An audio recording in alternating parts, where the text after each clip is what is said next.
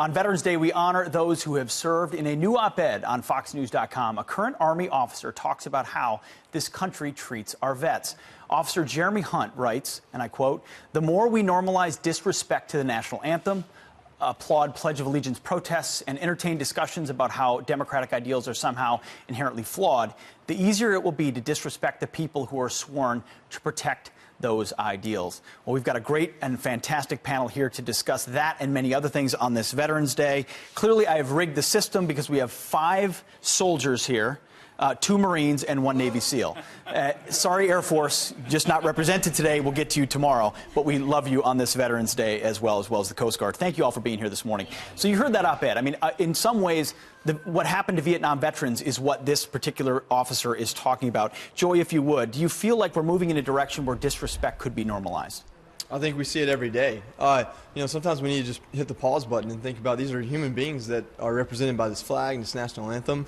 It's not some idea of oppression. I mean, I tweeted out against what Colin Kaepernick was saying when he first took a knee, not because I am against taking a knee, which is kind of inherent, but because of the words he put behind it and the message he was putting out there, that if you do support this flag or you do stand up with pride with this anthem, somehow you're supporting or partaking in something he considered to be unjust. And to equate those two things, I feel, is a blatant disrespect to me personally. Joy, I should have introduced you. You are a U.S. Marine Corps bomb technician, obviously gave so much for this country.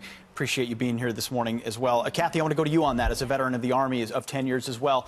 Do you feel like it distracted from the actual protest by making it about the anthem? Oh, most definitely. You know what? There are few privileges than the privilege of being an American. America is not perfect, but it's not perfect because we as people are not perfect. And yet she remains a consummate light on the hill for nations who look to her for direction, honor, and dignity. And I'm so grateful and amazed that I had a role to play in holding up that light.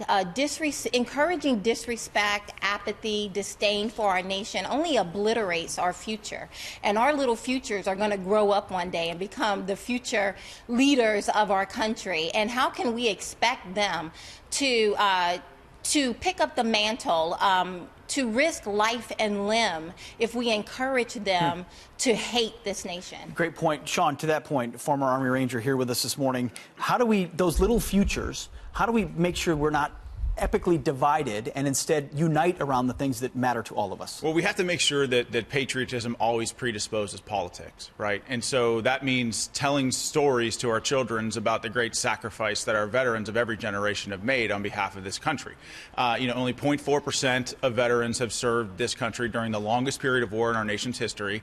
So the people that enjoy freedom in this country have never been farther away than the warriors that protect it. And so in order to bridge that gap, we've got to get out there, especially on days like Veterans Day, get out there and tell our story, make sure people understand what it means to protect and defend freedom, so that we can then pass that legacy on to our children so that they too understand the sacrifice. And I would just add, the greatest national security threat to this nation, Pete, is veterans admitting that they cry at the end of Titanic. What are you thinking? It emboldens our enemy. What's going on here? I have cried at the end of Titanic. We have a right to keep here. Listen, don't ruin my reputation more than it's already been ruined. Thank you very much, Sean. Darren, besides crying at the end of Titanic, U.S. Army veteran, former NYPD officer, how do we explain to our kids, how do we pass on this legacy of what it means to be an American?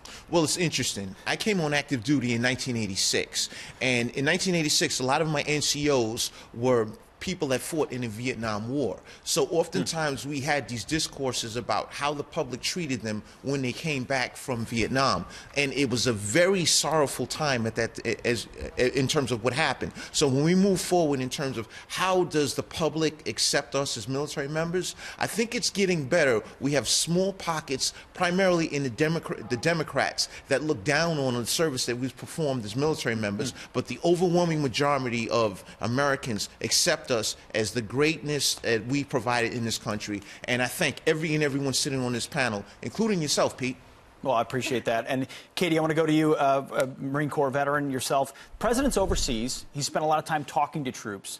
What does it mean to someone deployed overseas, or even veterans here at home, to see their president engaging with the troops the way that he does?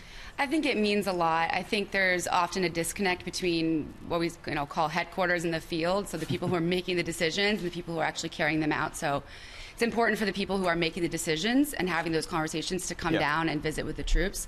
I would say that I think, at the individual level, patriotism and support for the military is strong, but I think something that the American people can do is call for accountability from our politicians, asking the questions like, why are we in the conflicts that we're in?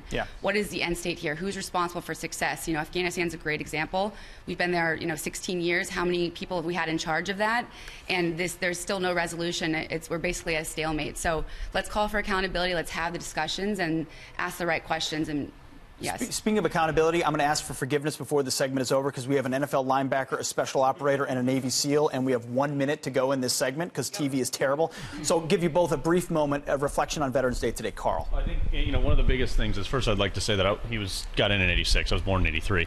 But the biggest thing is a lack of service in our society today. And the agency I represent, which is AmeriCorps Senior Corps, is committed to helping people get that time to serve their country at nationalservice.gov, because it gives people a sense of purpose, and I think it'll show respect to the things that we need to address most. Caleb, you were a linebacker as well as an Army lieutenant with the linebacker with the Lions and the Chiefs. What do you make of the anthem protest? Will the boycott this weekend be effective? I think it will be effective. I think a lot of people are kind of tired of what they're seeing, and I would be even the first to say that I actually agreed with the protest in the beginning. I totally understood it, and I agreed with it, and I was willing to listen, which a lot of people weren't willing to do.